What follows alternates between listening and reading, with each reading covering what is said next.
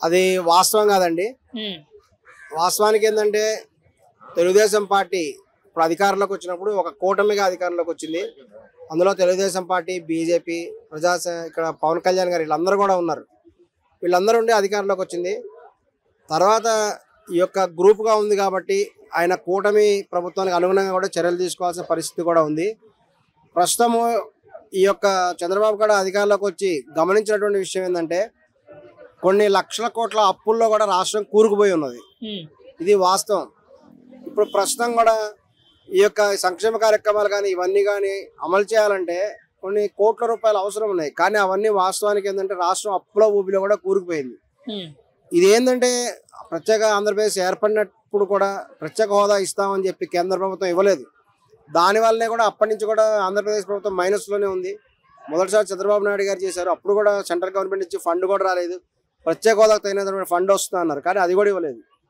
తర్వాత జగన్మోహన్ రెడ్డి గారు వచ్చినప్పుడు కూడా ఆయన కేవలం కూడా వీళ్ళందరికీ కొంతమందికి కూడా ఈ యొక్క బటన్ నొక్కడం ద్వారా సంక్షేమ పథకాలు అనుకున్నారు, మనీ పంపిస్తున్నారు.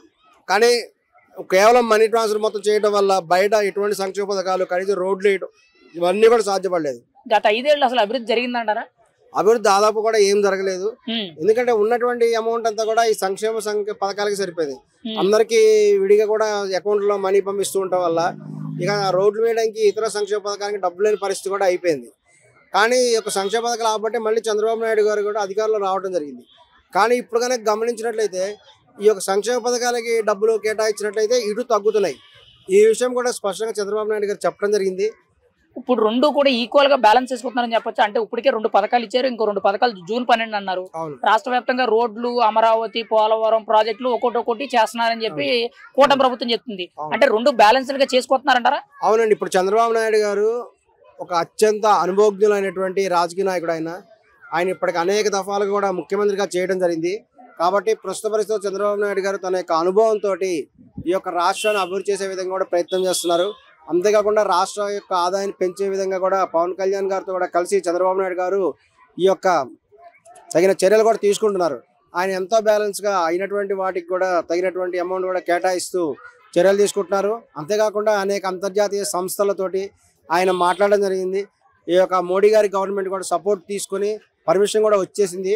కాబట్టి త్వరలోనే కూడా అంతర్జాతీయ ఫండ్స్ కూడా వస్తాయి. తద్వారా కూడా ఎక్కువ డెవలప్మెంట్ అయ్యే అవకాశం కూడా కనిపిస్తుంది. మరి జగన్మోహన్ రెడ్డి గారు అసలు అభివృద్ధి జరగట్లేదు, ఏమీ జరగట్లేదు, ఖాళీగా ఉంటున్నారని చెప్తున్నారు. మరి గత 5 ఏళ్ళు ఓన్లీ సంక్షేమ పథకాలు ఇచ్చి అభివృద్ధిని నేలమట్టం చేశారని చెప్పి ప్రజలందరూ కూడా ప్రభుత్వాన్ని తిరగేశారు. మరి ఇప్పుడు జరుగుతుందంటారా, జరగట్లేదు అంటారా? మరి ఒకవేళ అలాగే జరిగితే ప్రభుత్వం మారే ఛాన్స్ ఉందంటారా? అవునండి. ఇప్పుడు ఆయన అందుకనే అంతర్జాతీయ స్థాయిలో ఫండ్స్ రావాలి. మళ్ళీ ఆయన కూడా ప్రజా సంక్షేమ పథకాలని కూడా ప్రవేశపెట్టిన బయట అభివృద్ధి కూడా ఉండాలి. ఈ రెండింటిని కూడా చక్కగా బ్యాలెన్స్ చేసుకుంటేనే మళ్ళీ అది సాధ్యపడుతుంది. లేకపోతే మళ్ళీ ప్రజా వ్యతిరేకత వచ్చేసి జగన్ గారు వచ్చే అవకాశం కూడా కనిపిస్తుంది. ఏమైనా సరే చంద్రబాబు గారు, ఆయన తర్వాత లోకేష్ గారు కూడా చక్కగా పరిపాలన చేస్తారని ఆశిస్తున్నారు. ఇప్పుడు మహానాడులో కూడా అనేక తీర్మానాలు చేయడం జరిగింది.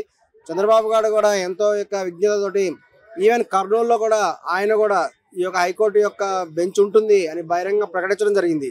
ఈ విధంగా కూడా చంద్రబాబు నాయుడు గారు కూడా ఈ యొక్క అధికార వికేంద్రీకరణ జరిగేటువంటి విధంగా రాష్ట్రం మొత్తం అభివృద్ధి చెందేటువంటి విధంగా తగినటువంటి విజన్తో 2047 అనేటువంటి విధానంతో ఆయన అభివృద్ధి చేయాలని కంకణం కట్టుకున్నారు. ఇక్కడ ముఖ్యంగా ఈ కూటమి ప్రభుత్వంలో ఈ 5 ఏళ్ళు అభివృద్ధి జరుగుద్ది అంటారా? ఖచ్చితంగా అభివృద్ధి జరుగుతుందండి. ఎందుకంటే ఈ యొక్క అంతర్జాతీయ స్థాయి నుంచి త్వరలో కూడా కొన్ని వేల కోట్లు రాబోతున్నాయి. ఖచ్చితంగా కూడా ఒక 2-3 నెలలు లేడైనా కానీ వీలైనంత త్వరలో కూడా అంతర్జాతీయ సంస్థ నుంచి నిధులు రాబోతున్నాయి. అవన్నీ రావడం ద్వారా తప్పనిసరిగా కూడా అభివృద్ధి చెందుతున్నాయి కూడా భావిస్తుంది.